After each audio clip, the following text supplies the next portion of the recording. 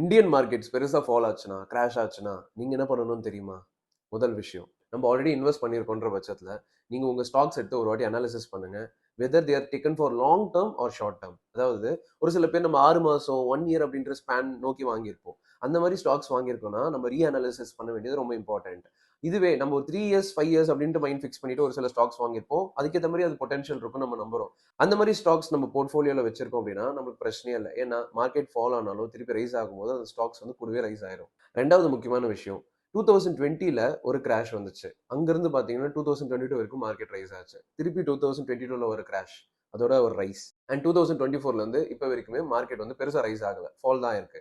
So next ஒரு 2 years வந்து பார்த்தீங்கன்னா, மார்க்கெட் வந்து பெருசா ஏறுறதுக்கு நெறைய வாய்ப்புகள் இருக்கு. According do this pattern. But ஆனா, இப்ப கிராஷ் நடந்து அது இறங்கி ஏறுமா? இல்ல இங்கிருந்து ஏறுமா? அப்படின்றது வந்து நம்ம யார் கையிலுமே கிடையாது.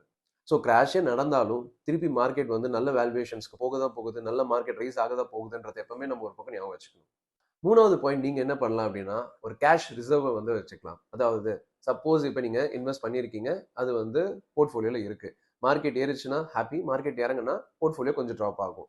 பட் மேபி கிராஷ் ஆகும்போது நெறைய ஸ்டாக்ஸ் வந்து நல்ல நல்ல வேல்யூவேஷன்ஸ்ல நல்ல நல்ல கம்மியான பிரைஸஸ்ல கிடைக்கும். அந்த மாரி டைம்ல நம்ம வாங்குறதுக்கு நம்ம கிட்ட கொஞ்சம் கேஷ் ரிசர்வ் இருக்கணும். அதாவது நம்ம மணி கொஞ்சம் சேவ் பண்ணி வச்சிருக்கணும். ஸோ அப்ப அந்த மாரி டைம்ல நம்ம நெறைய ஸ்டாக்ஸ் வாங்கிட்டோம் அப்படின்னா, மார்க்கெட் ஏறும்போது நெறைய பெனிஃபிட் நம்ம அடைய முடியும். நான் இந்த 3 பாயிண்ட்ஸ் தான் ஃபாலோ பண்ண போறேன். மார்க்கெட் கிராஷ் ஆச்சுன்னா. அண்ட் நீங்க என்ன நினைக்கிறீங்க? மார்க்கெட் கிராஷ் ஆகுமா? இல்லையா? அப்படின்றத மறக்காம கமெண்ட் பண்ணிருங்க.